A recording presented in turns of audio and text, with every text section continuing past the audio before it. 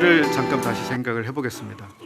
이 신명기라고 하는 이 성경 말씀은 애굽에서 그 놀랍게 구출받은 이스라엘 사람들, 즉 하나님이 백성으로 삼으신 이 사람들이 약속된 그 땅을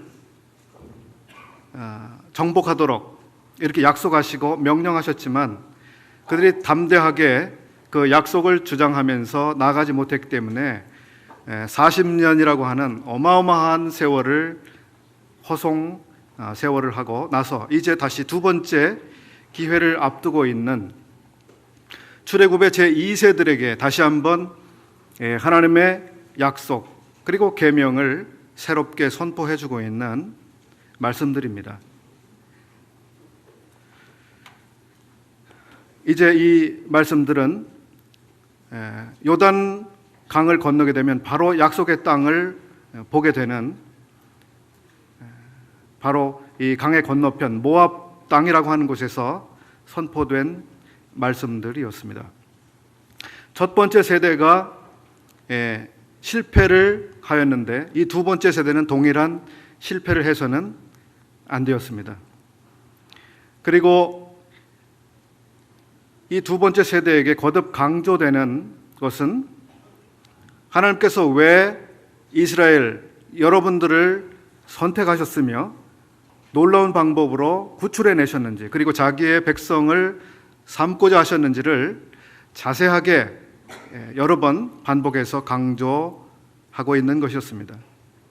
하나님께서 이스라엘을 선택하신 것은 그들이 강하기 때문도 아니고 수효가 많기 때문도 아니라고 말씀하셨습니다. 그것은 오직 여호와께서 너희를 사랑하셨기 때문이라고 하는 것을 말씀해 주셨습니다. 하나님께서 여러분들을 사랑하셔서 선택하시고 구출해내시고 자기의 백성을 삼으셨기 때문에 여러분도 역시 그러한 하나님을 사랑하는 것이 마땅하다고 하는 것을 가르쳐 오셨습니다. 그리고 여호와 하나님을 사랑하는 백성이 되기를 하나님이 요구하고 계시는데 그러면 어떻게 하나님을 사랑할 것인가 하는 자세한 내용들이 계속해서 율법 혹은 계명이라고 하는 형태로 주어지고 있는 것입니다. 그리고 하나님을 사랑하고 여호와를 경외한다면 이 하나님의 말씀대로 그대로 순종하는 백성들이 될 것이라고 하나님께서는 말씀하고 계신 것입니다. 신약시대에 와서 우리는 이스라엘보다 더 놀라운 구원을 받았습니다. 그리고 우리를 구원하신 구주 예수께서는 성도들에게 그렇게 말씀하고 계신 것입니다. 너희가 하나님을 사랑하라, 이웃을 사랑하라, 그리고 형제를 사랑하라.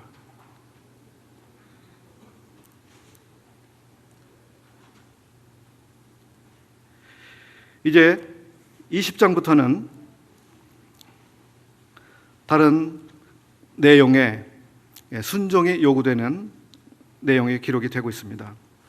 20장과 21장의 일부는 바로 전쟁과 관련한 것입니다.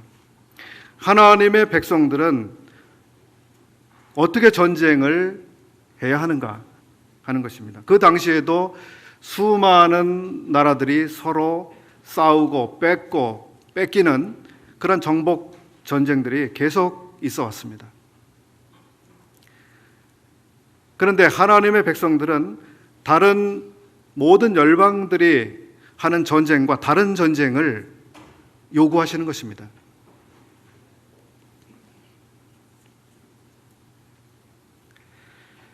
성도들 가운데 어떤 분들은 전쟁은 어떠한 전쟁도 일어나서는 안 된다 이렇게 믿는 분들이 계실 겁니다.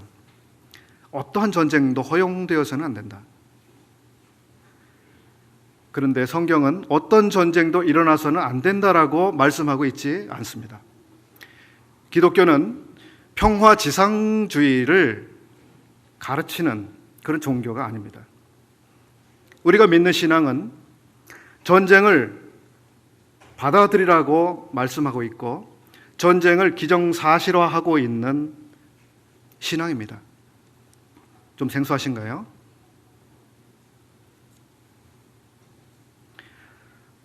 신약 성경은 우리가 영적 전쟁의 한 복판에 우리가 있다고 말씀하고 있습니다. 우리는 매일마다 전쟁터에서 사실 살고 있습니다. 그리고 이 영적인 전쟁을 어떻게 할 것인지 신약 서신서들은 우리에게 지침을 주고 있습니다. 우리는 마귀를 대적하는 전쟁을 매일마다 치릅니다. 육신과 매일매일 전쟁을 치릅니다. 세상이 우리에게 가해오는 압력들, 유혹들과 매일매일 전쟁을 치러야만 합니다. 우리는 전쟁 없이 살아가지 않습니다. 그렇지 않습니까?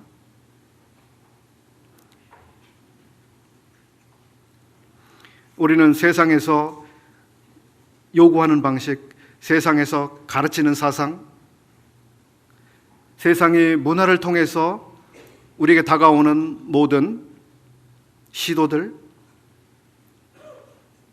그 모든 것들에 우리들은 깨어서 우리 앞에 벌어지고 있는 이 전쟁이 무엇인지를 바르게 이해하고 바르게 전쟁하라고 말씀하고 있습니다.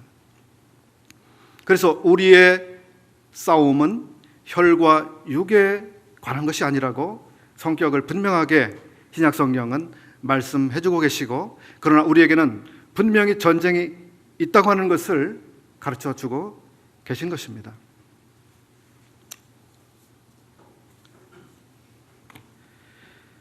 구약의 하나님께서는 당신의 백성들에게 너희들은 싸우라, 블레셋과 싸워야 된다, 아말렉과 싸워야 된다, 그렇게 말씀하셨습니다. 주님은 모세에게 싸우라고 말씀하시고 여호수아에게도 싸우라고 말씀하셨습니다. 사울을 향해서도 블레셋과 싸우라고 말씀하셨습니다. 다윗에게도 싸워야 된다고 말씀하셨습니다. 모든 하나님의 나라, 하나님의 백성들은 불가피하게 전쟁을 해야 했습니다. 그것은 이 모든 세상은 하나님께 거역하고 하나님께 저항하고 하나님과 끊임없이 전쟁을 벌여오고 있는 세상이기 때문입니다. 그리고 마귀가 조종하고 통제하는 세상이기 때문이죠. 히브리서 12장 4절에서는 모든 성도들에게 또 그와 같이 말씀하고 있습니다. 여러분들이 죄와 싸워야 합니다 라고 말씀하고 있습니다. 신명기 20장은 이제 하나님의 군대가 어떻게 군사로 모집이 되어야 하는지, 그 모집의 원리, 그리고 선전포고를 어떻게 해야 하는지, 그리고 포위를 하고 점령을 하고 점령된 땅에서 어떻게 해야 되는지 자세하게 말씀해 주고 있습니다. 1절부터 4절까지 읽겠습니다. 신명기 20장 1절부터 4절까지 읽겠습니다. 내가 나가 대적과 싸우려 할 때에 말과 병거와 민중이 너보다 많음을 볼지라도 그들을 두려워 말라. 애굽 땅에서 너를 인도하여 내신 내 하나님 여호와께서 너와 함께 하시느니라. 너희가 싸울 곳에 가까이 가거든 제사장은 백성에게 나아가서 고하여 그들에게 이르기를 이스라엘아 들으라. 너희가 오늘날 너희의 대적과 싸우려고 나아왔으니 마음에 겁내지 말며 두려워 말며 떨지 말며 그들로 인하여 놀라지 말라. 너희 하나님 여호와는 너희와 함께 행하시며 너희를 위하여 너희 대적을 치고 너희를 구원하시는 자니라 할 것이며. 불가피하게 싸움이 일어나고 있습니다. 그러한 때에 여기 가장 중요한 한 가지를 먼저 말씀해 주고 있습니다. 전쟁에 있어서 가장 중요한 것이 무엇일까? 그것은 전투 태세이고 특별히 정신적인 전투의 태세입니다. 그 전투 태세의 한가운데 두려움이라고 하는 것이 자리하고 있습니다. 우리들이 영적 전쟁을 해 나가는 데 있어서도 두려움이라고 하는 것은 대단히 중요한 승리냐 패배냐를 가름하는 중요한 아주 핵심적인 요인이 되는 것이죠. 우리가 두려움 때문에 감히 세상에 맞서지 못하고 세상의 압력을 그대로 받아들이는 이와 같은 일들이 얼마나 많이 일어나는지 모릅니다. 두려움이라고 하는 것은 사탄이 아주 옛날부터 즐겨 사용해온 사탄의 주요 전술입니다. 두렵게 하라, 공포를 느끼게 하라, 떨게 하라. 그래서 전투 의지를 완전히 없애도록 하라. 이것이 마귀가 사용해온 방법이었습니다. 마귀는 우는 사자입니다. 사자처럼 울부짖으면서 사람들을 공포에 몰아넣는 것입니다. 그래서 그 소리를 들을 때 사람들은 경직되고 놀라서 몸이 움직이지 않도록 그렇게 만들어버리는 것이죠. 경건한 사람들을 사자굴에 집어넣겠다고 했습니다. 쇠가 펄펄 끓는 그러한 용광로에 경건한 사람들을 집어넣겠다고 위협했습니다. 하만이라고 하는 사람은 모든 경건한 이스라엘 민족을 몰살시켜버리겠다고 위협했습니다. 로마 황제들은 어땠습니까? 사탄은 로마 황제의 탈을 쓰고 황제 숭배의 무릎을 꿇으라고 요구했습니다. 정말 소름이 끼치는 상황이었습니다. 그리고 이렇게 두려움의 공포의 수단을 사용해온 이 마귀는 나중에 이제 짐승의 표를 받으라고 사람들에게 요구할 것입니다. 짐승의 표를 받기를 거절하게 되면 말할 수 없는 고통에 오리라고, 그리고 목숨을 잃게 되리라고 사람들을 압박할 것입니다. 대부분의 사람들은 두려움 때문에 그것을 그대로 받아들이게 되겠죠. 우리가 살고 있는 이 시대, 이 시점에 우리들을 가장 두렵게 하는 것은 무엇입니까? 무엇이 사람들을 가장 공포에 몰아넣고 있을까요? 취직이 안 될까 봐,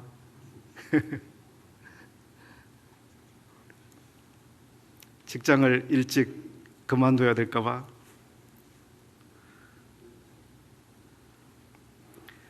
또 한 가지는 바로 고난을 받아들일 것이냐 아니면 네가 칼을 받을 것이냐 선택하라고 하는 이슬람의 압력일 것입니다. 얼마 전에 영국에서 그 런던 시장 선출을 했는데 파키스탄 출신의 무슬림 2세가 시장으로 당선이 됐다고 한 뉴스를 대부분 보셨을 것입니다. 그들은 은밀하게 침투해서 자기들의 세력을 불려 나갔습니다.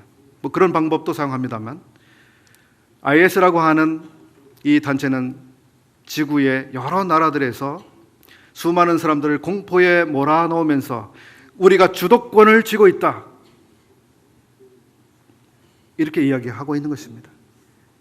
우리와 타협하든지 우리들을 받아들이든지 아니면 죽든지 당신이 결정하라고 압박을 하는 것이죠. 사람들은 두려움에 떨고 있습니다. 그리고 이것은 사탄의 전술입니다. 그리고 모하메드가 기록한 알라의 전술이기도 합니다. 이제 신명기 말씀은 우리가 두려워할 필요가 없다라고 말씀해주고 있습니다. 그들을 두려워 말라, 그들을 두려워 말라 하면서 하나님 백성들을 담대하게 이 전쟁에 참여하도록 요구하고 계십니다. 1절에서 주님께서는 그 백성들에게 한 가지를 일깨워 주고 계십니다. 여러분들이 두려워하지 마십시오. 두려워하지 않을 충분한 이유가 있습니다. 그것은 바로 애굽에서 하나님께서 여러분들을 위해서 행하신 그 놀라운 일들을 되돌아볼 때 여러분들은 두려움이 필요 없다고 하는 것을 알게 될 것입니다. 왜냐하면 이집트에서 이스라엘 사람들은 무기력한 사람들에 불과했습니다. 정말 지푸라기 같은 사람들이었습니다. 그들은 압제자의 통치 아래에서 신음하고 고통을 당하고 이용당하고 그 이상 그들은 저항하지도 못했고 스스로 탈출하지도 못했고 이겨내지도 못했습니다. 어마어마한 이집트의 힘 앞에서 그들은 완전한 무력자입니다. 그러나 하나님께서 그들을 어떤 놀라운 방법으로 구출하셨는지 그들은 알고 있습니다. 저는 출애굽기 15장에 나오는 이 노래를 참 좋아하는데요. 15장 1절과 2절의 노래 중에 일부를 읽어보겠습니다. 이때에 모세와 이스라엘 자손이 이 노래로 여호와께 노래하니 일렀으되 내가 여호와를 찬송하리니 그는 높고 영화로우시며 말과 그 탄자를 바다에 던지셨음이로다. 여호와는 나의 힘이요 노래시며 나의 구원이시로다. 그는 나의 하나님이시니 내가 그를 찬송할 것이요 내 아비의 하나님이시니 내가 그를 높이리로다. 그렇습니다. 하나님께서는 친히 애굽을 바다에 수장시키셨습니다. 바다에 다 던져 버리셨다고. 이스라엘은 완전한 무기력 상태에 있었습니다. 그러나 하나님은 전능자의 모습을 충분히 보여주셨습니다.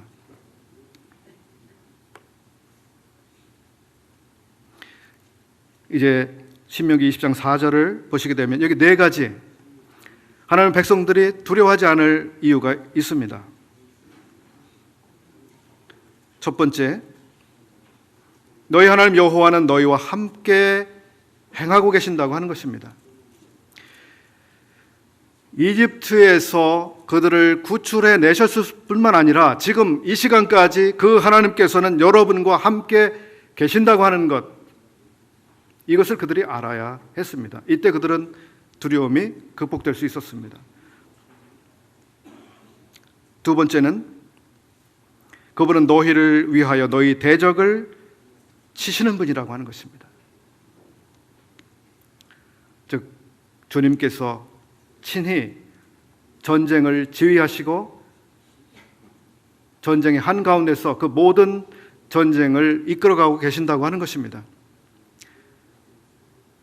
세 번째는 하나님 백성들을 위해서 하나님께서 하나님 백성들의 적을 공격하신다고 하는 것입니다.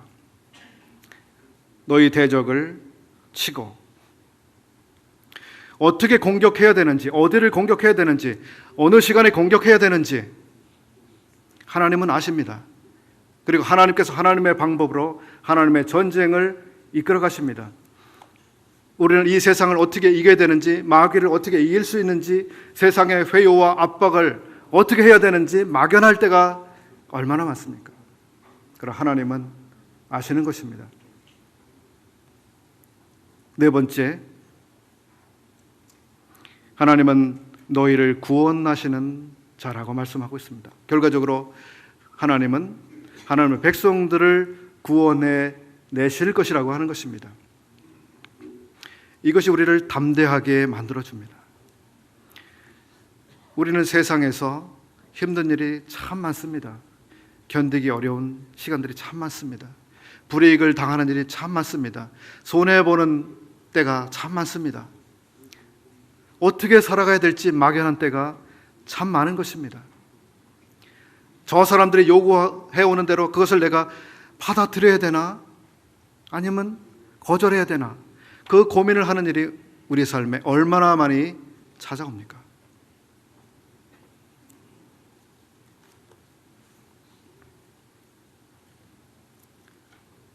유엔의 안전보장이사회가 있습니다. 다 아시죠? 그런 생각을 해봤습니다. 유엔의 안전보장이사회가 우리의 안전을 보장해 주지 못한다. 그렇죠. 안전을 보장해 주는 거기서 우리 안전을 보장해 주지 못해요. 우리 안전이 어디에 있습니까? 바로 하나님께 있습니다.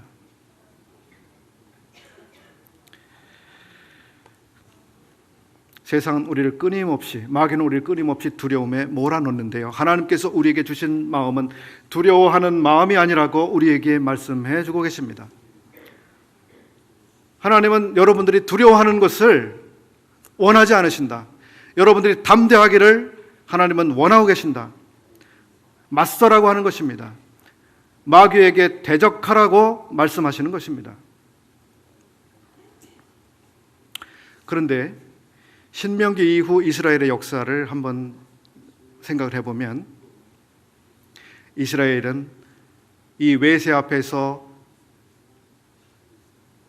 두려워하는 마음을 가지고 그저 자기가 취할 수 있는 방법들을 계속해서 찾아내려고 하는 시도를 하는 것을 볼 수 있습니다. 이스라엘의 왕 솔로몬, 참 지혜로운 왕입니다. 그리고 경건한 왕이었습니다. 그러나 그 솔로몬 왕도 하나님만을 온전하게 의지하는 대신에 외세의 힘을 빌리려고 했습니다. 그는 말과 병거를 많이 수입해 왔습니다. 오늘날로 말하면 무기를 외국에서 계속해서 들여온 것 같죠. 그 뒤에 이스라엘 사람들은 이집트를 의지했습니다. 아수르하고 바벨론이 압박해 올 때 그들은 이집트의 힘을 빌려서 막아보려고 했습니다. 안 됐습니다. 이스라엘은 아수르의 힘을 생각해 보기도 하고 바벨론의 힘을 빌어서 아수르를 막아보려고도 하고 여러 가지 외국의 힘을 빌려서 자기들의 위기를 모면해 보려고, 극복해 보려고 했습니다. 하나님만을 온전히 의지하면서 두려움을 떨쳐내는 대신에 그 사람들은 사람의 힘, 그것을 다른 사람들의 힘을 빌려다 쓰려고 그렇게 했는데, 결과적으로 하나님께서는 자기들이 도움을 얻으려고 한 그 세력에 의해서 멸망을 받게 하셨습니다. 참 아이러니입니다. 우리가 세상의 도움을 받으려고 한다고 했을 때 세상은 우리를 지배하게 될 것입니다.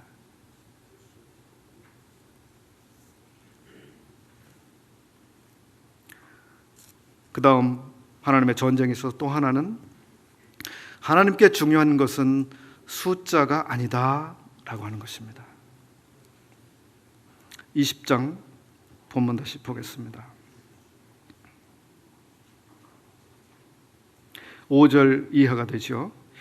유사들은 백성에게 고하여 이르기를 새 집을 건축하고 낙성식을 행치 못한 자가 있느냐? 그는 집으로 돌아갈지니. 여기 집으로 돌려보내라 라고 하는 말씀이 반복됩니다. 첫 번째는 집을 새롭게 건축한 사람입니다. 두 번째는 포도원을 만든 사람입니다. 세 번째는 여자와 약혼했지만 그 여자와 결혼하지 못한 사람입니다. 그리고 네 번째는 두려워 떨고 있는 사람입니다. 이 네 부류의 사람들은 하나님의 전쟁에 참여할 수 없었고, 그들은 군사로 전쟁에 참여할 수 없었습니다. 그들은 집에 돌아가야만 했습니다. 합당하지 않습니다. 오늘날 말하면 어떻게든지 병력의 숫자를 더 늘리기 위해서 애를 쓰지 않습니까? 국가들이 어떻게 하면 더 많은 군인들을 모집하고 또 훈련시킬 수 있을까? 그러나 하나님께는 이와 반대의 생각이 있으십니다. 즉 사람들을 가능한 대로 돌려보내라, 더 많이 돌려보내라. 이 원리가 뒤에 사사기 7장에서 기드온이 전쟁한 그 전쟁에서 나오고 있죠. 수많은 사람들이 우리가 이 전쟁에 함께 하겠다고 몰려왔을 때 하나님께서는 사람들을 돌려보내라, 돌려보내라, 돌려보내라, 이런 사람들도 돌려보내라 해서 몇 명이 남게 됐습니까? 몇 명이 남았죠? 300명만 남겨놓고 다 돌아가게 했습니다. 하나님께는 숫자가 많은 것이 중요한 것이 아니라 소수의 사람들이라도 하나님을 온전히 의지하는 그 사람들을 필요로 하신다고 하는 것입니다. 오늘날은 숫자를 참 중시하는 세대입니다. 그리고 이 세상은 숫자를 대단히 중요하게 여기는 세상입니다. 더 많은 것, 더 많은 것, 더 큰 것, 더 큰 것. 세상은 이것으로 사람들을 현혹시킵니다. 성도들도 거기에 현혹될 수 있습니다. 아, 저 사람은 더 많이 했대, 더 많이 했대, 더 크게 했대. 그런 일이 얼마나 많습니까?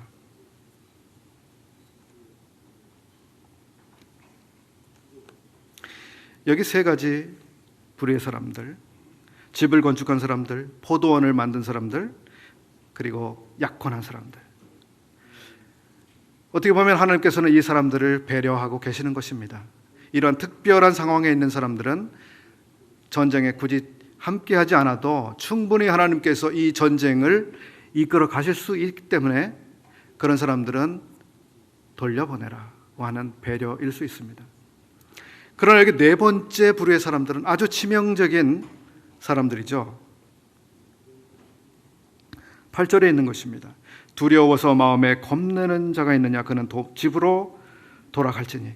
그는 자기 자신만의 문제로 끝나는 것이 아니라 그 형제들의 마음도 그의 마음과 같이 떨어질까 하노라. 우리는 형제들을 낙담케 하거나 두렵게 하는 그런 일을 할 수도 있습니다. 형제들을 담대하게 하는 대신에 낙심시킬 수가 있습니다. 세상 앞에서 두려워서 타협하게 만드는 그런 충고를 해줄 수도 있는 것입니다.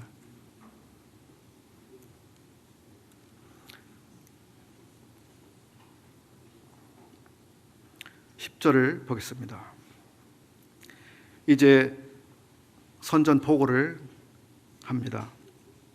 내가 어떤 성읍으로 나아가서 치려할 때에 그 성에 먼저 평화를 선언하라. 그 성읍이 만일 평화하기로 회답하고 너를 향하여 성문을 열거든 그 온 거민으로 내게 공을 바치고 너를 섬기게 할 것이요.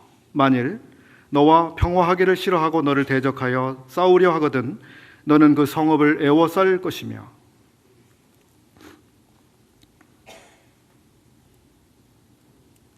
전쟁을 시작하기 전에 평화를 선포하도록 했습니다. 하나님은 그저 무조건 전쟁하라고 하시지 않습니다. 우선은 평화할 수 있는 기회를 주시는 것이죠. 그런데 실제로 평화하기를 원해서 이스라엘에게 나왔던 민족은 단 한 민족밖에 없었어요. 어떤 민족이었습니까?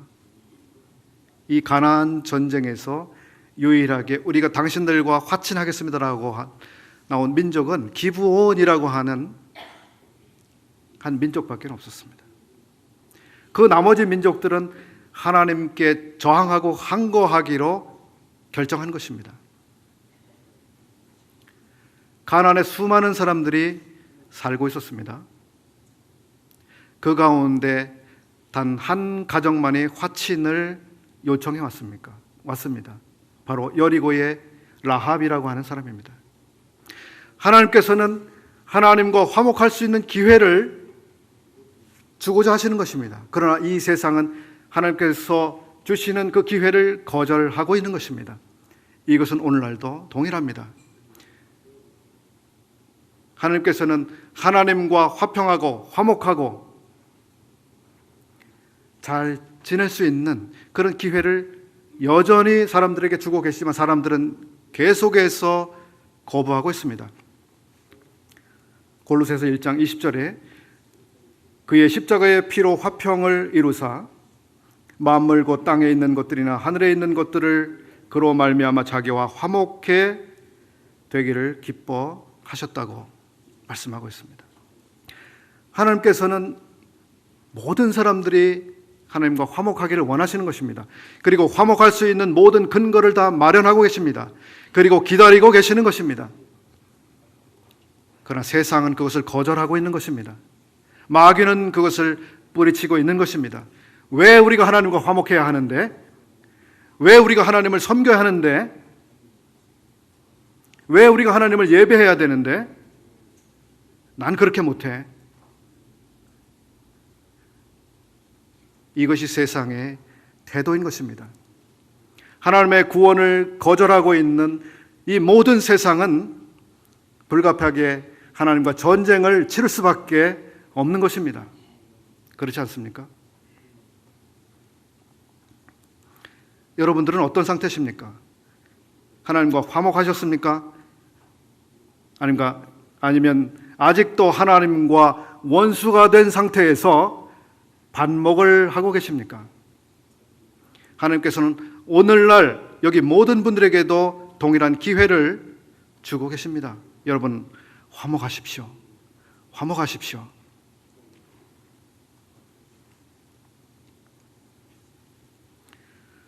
이 세상은 믿지 않는 사람들의 마음에 계속해서 그와 같은 마음을 넣어주고 있는 것입니다. 하나님을 섬기는 것은, 하나님을 받아들이는 것은 굴욕이다. 굴욕적이다. 너는 떳떳해야 된다. 너는 자유하다. 너는 하나님과 같다. 하나님과 같이 될 수 있다. 너도 대단한 존재다. 이것을 믿지 않는 사람들의 마음에 계속해서 넣어주는 것이 마귀입니다. 수많은 사람들이 이런 사상에 의해서 희생되고 있습니다.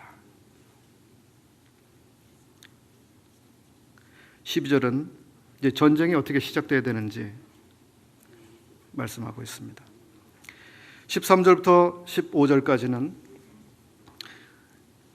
하나님이 약속하신 가나안의 그 약속된 땅 밖에 있는 그 민족들과 전쟁하는 경우입니다. 즉 멀리 떠나 있는 성읍들에 대한 전쟁의 경우입니다. 이 경우 모든 남자들은 죽여야 하지만, 즉 화평을 요구했지만 우리는 당신과 전쟁하겠다고 이렇게 나올 때에 불가피하게 전쟁을 하게 되는데, 이때 모든 남자들은 죽이라고 하고 있습니다. 그리고 유아와 여자, 육축, 탈취물들은 소유할 수 있다고 말씀하고 있습니다. 21장 10절부터 14절까지는 포로된 여자를 심지어 아내로 맞을 수도 있다고까지 말씀하고 있습니다. 그런데 바로 약속된 가나안 땅이라고 하는 안에 있는 민족들에 대해서는 완전히 진멸시키라고 말씀하고 있습니다.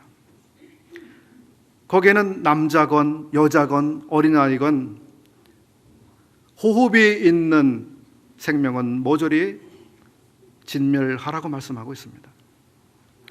좀 너무하다는 생각도 드시지 않습니까?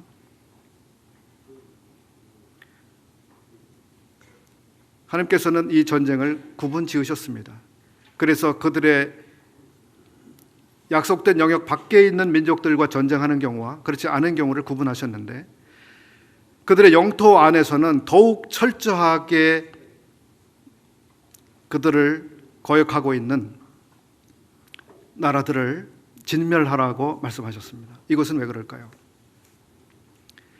거기는 이스라엘 사람들이 살아갈 땅입니다. 살아가야 하는 땅입니다. 그래서 거기에는 하나님의 백성들, 이 거룩한 백성들에게 영향을 줄 수 있는 사람들이 남아 있어서는 안 되었습니다. 이방인의 어떤 풍속들, 다른 신을 섬기는 사상들, 이교의 문화, 이런 것들이 조금도 거기에 남아 있어서 하나님의 사람들에게 영향을 주면 안 되는 것이었죠. 우리들도 이 세상에는 수많은 하나님을 거역한 수많은 부도덕한 것들, 영적인 것들이 온 세상에 있는 것입니다. 이 세상에 존재하고 있는 이 모든 것들을 우리가 진멸시키지 못합니다. 그러나 우리는 우리 자신의 내부, 우리 자신, 우리의 가정, 우리의 교회 안에 있어서는 더 온전한 거룩을 위해서 무엇을 해야 할 것인가, 우리는 여기서 생각을 해보게 되어야 하는 것이죠. 우리로 하여금 하나님을 떠나게 만들고 멀리하게 만들고 우리의 마음을 딱딱하게 만들고 우리로 하여금 하나님을 순종하지 못하게 만드는 그 모든 영향을 줄 수 있는 요인들을 제거해야 하는 것이죠. 19절과 20절은 전쟁을 하게 될 때 그 땅에 있는 나무들을 어떻게 사용할 것인지 그 한계를 말씀하고 있습니다. 하나님께서는 전쟁을 해야 하지만 그 땅에 있는 모든 것들을 다 박살내서 쓸 수 없도록 만들어버리라고 말씀하고 있지 않습니다. 이제 어떤 것들은 남겨두어서 그 땅에서 하나님의 백성들이 살아가는 데 있어서 유익하게 사용해야 될, 또 생존을 위해서 필요한 것들을 남겨두도록 말씀하고 있는 것입니다. 과목들, 곡물들, 이런 것들은 훼손되면 안 되었죠. 오늘날 전쟁은 참 무섭습니다. 원자 무기, 핵무기, 이것이 왜 무섭습니까? 화학무기, 생물학무기, 왜 이런 것이 사용되면 안 된다고 그렇게 이야기됩니까? 그것은 이러한 무기들이 가차 없이 모든 것을 송두리째, 뿌리째 다 멸망시키기 때문입니다. 그 지역에 있는 모든 것들을 싹 쓸어버려서 모든 생명체를 그대로 다 끝내버리기 때문인 거예요. 하나님은 그런 전쟁을 요구하시는 것이 아닙니다. 그래서 우리가 핵 전쟁이라든지 핵 무기라든지 이런 것을 생각할 때 하나님께서는 전쟁 자체를 불가피하게 생각하시는 측면이 있지만, 그러나 전쟁을 하는 데 있어서 그와 같은 전쟁을 하라고 하는 것은 아닙니다. 신명기 21장 1절부터 9절은 이제 범인을 알 수 없는 살인 사건을 어떻게 처리해야 되는가 문제입니다. 여러분, 범인을 못 찾았다고 해서 범인이 없다라고 말씀을 할 수는 없겠죠. 누군가 어딘가에 범인은 있겠죠. 아무리 수사를 해도 범인을 잡지 못하는 사건들이 우리 사회에도 간혹 일어납니다. 그 범죄를 저지른 사람은 나는 완전 범죄를 했다고 자랑스러워할지도 모릅니다. 범인을 잡지 못했다고 그 사건이 없었던 것, 한 생명이 살해됐다고 하는 것을 없던 일로 하진 않습니다. 하나님이 그것을 반드시 처리하고 가라고 말씀하셨습니다. 누군가는 책임을 져야 합니다. 그리고 하나님 백성들 사이에서는 그렇게 누군가에 의해서 죽임을 당한 그 사건에 대해서 그 책임은 그 사회 전체가 져야 된다고 말씀하고 있습니다.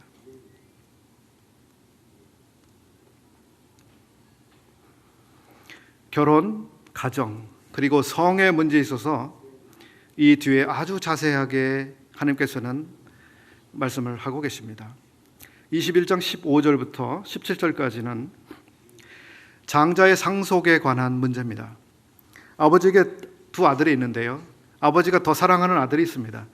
근데 이 아들은 장자가 아닙니다. 아버지는 자기가 더 사랑하는 아들에게 자기의 유산을 물려주기를 원하는데요, 그렇게 해서는 안 된다고 말씀하고 있는 것입니다. 자기가 덜 사랑하지만 장자의 장자권을 따라서 그에게 유산을 상속하라고 말씀하고 있습니다. 이것은 하나님께서 경건한 이스라엘의 가정들을 계속해서 유지시켜 가시는 하나님의 방법이었습니다.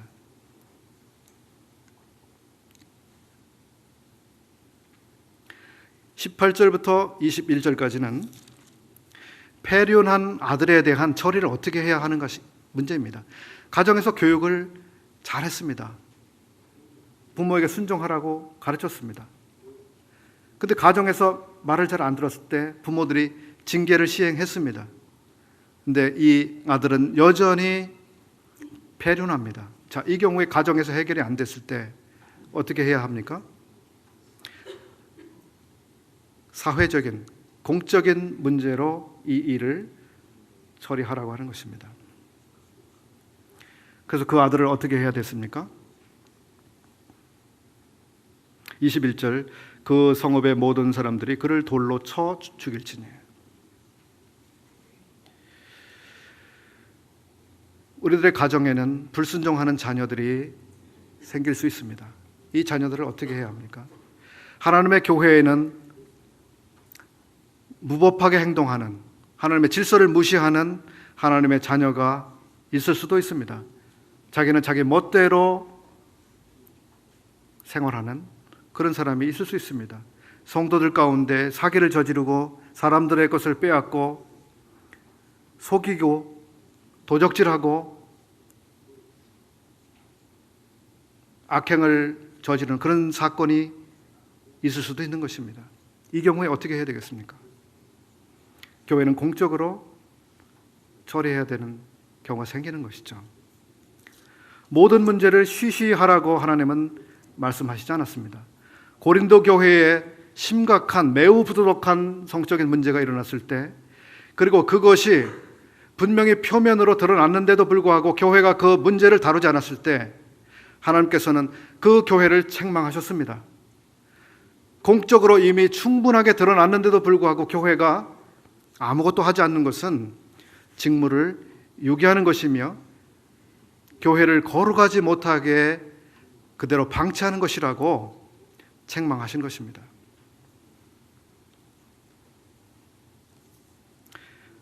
(22장 5절) 이하에는 남자와 여자가 의복을 구분해서 입어야 된다고 하는 것을 말씀하고 있습니다. 남자가 여자의 옷을 입어서는 안 되고 여자가 남자의 옷을 입어서는 안 된다. 오늘날은 유니섹스 의상이 많아졌죠. 남자나 여자나 같이 입을 수 있는 옷들이 많아졌습니다. 어떻게 생각하십니까? 여기 신명기에서 남녀 간의 의복을 바꿔서 입는 이것은 대단히 중요한 영적인 문제로 취급되고 있습니다. 그것은 단순한 패션의 문제가 아니었습니다. 이것은 여호와께 가증한 것이라고 분명히 말씀하고 있습니다. 왜 그랬을까요? 이 당시에 남자가 여자의 옷을 입는 이것은 도덕적으로 동성애적인 그 당시에 아주 악한 그 같은 문화가 있었던 것을 말씀해 주고 있다고 사람들은 말하고 있습니다. 그리고 이 의복을 바꿔 입음으로써 이방의 그 신들이 요구하는 대로 그렇게 이방 신들을 섬기는 하나의 방법으로 또 이와 같이 했다고도 하는 것입니다. 오늘날 우리들은 이런 일들이 어떻게 나타나고 있을까요? 저는 이 사회 가운데 그런 이야기를 듣는 경우도 있습니다. 어떤 점술가가 어떤 사람에게 그런 요구를 합니다. 당신 사업이 안 되고 계속 나쁜 일이 생기는데 당신 여자의 속옷을 몰래 훔쳐다 입으면 잘 풀릴 거다. 이래서 실제로 그 여자의 옷이 도둑질 맞는 사건이 뉴스에 나기도 하고 그러지 않습니까? 이건 우상 숭배입니다. 그렇죠? 이건 단순한 패션의 문제가 아닙니다. 이방 신을 섬기는 하나의 방법이 될 수 있는 것이죠. 오늘날 성도들의 의상의 문제, 의복의 문제도 한번 생각을 해보고 지나가면 좋을 것입니다. 22장 13절부터 21절까지 매우 긴 본문이 나오는데 이 부분 본문은 혼전 순결에 대한 말씀입니다. 그리고 아내를 부당하게 가정에서 쫓아내려고 하는 어떤 남자로부터 아내를 어떻게 보호할 수 있는지에 대한 보호책이 나오고 있습니다. 22장 22절부터 24절 그리고 28절로 29절은 간통사건이 일어날 경우에 어떻게 해야 되는가, 25절부터 27절까지는 강간사건의 경우는 어떻게 해야 되는가, 23장 17절부터 18절까지는 성매매의 문제가 있을 경우에 어떻게 해야 되는가, 이런 성적인 모든 사건들의 경우에 어떻게 해야 될 것인가에 대해서 하나님은 너희들이 알아서 해, 절대 이렇게 하시는 분이 아니십니다. 하나님께서는 그 모든 경우에 어떻게 해야 될 것을 분명하게 가르치셨습니다. 이 모든 것은 하나님의 백성들, 하나님의 나라, 하나님께서 주인인 그 나라는 이방의 다른 나라 사람들과 달라야 하며, 하나님이 통치하시는 그 나라는 다른 나라들과 다르다고 하는 것을 분명하게 드러내시기 위한 방법들입니다. 이것은 영적인 문제들이며 또한 도덕적인 문제들이었습니다. 하나님의 사람들이 은혜로 구원받았기 때문에 부도덕해질 수가 있을까요? 우리가 부도덕해도 될까요? 그렇지 않습니다. 더 거룩해져야 하는 것이죠. 구원받은 사람들의 간증을 들어봅니다. 침례 상담을 해보면 구원받기 전후의 뚜렷한 구별 가운데 하나는 바로 하나님 앞에서 죄에 대해서 훨씬 더 민감해진 사람들이 된다고 하는 것입니다. 그 전에는 죄라고 인식하지도 못했던, 그저 다른 사람들이 하니까 나도 자연스럽게 했던 그러한 행위나 그러한 생각들이 이제는 하나님께서 미워하시는 죄라고 하는 자각이 생기는 것입니다. 그리고 이제 더 거룩한 삶을 살길 원하는 그와 같은 새로운 본성이 작용하고 있는 것입니다. 여기 하나님의 백성들은 성적으로 더 거룩해야 했습니다. 하나님의 백성들의 가정들은 이방 나라의 가정들과 달라야 했던 것입니다. 이방 나라 사람들은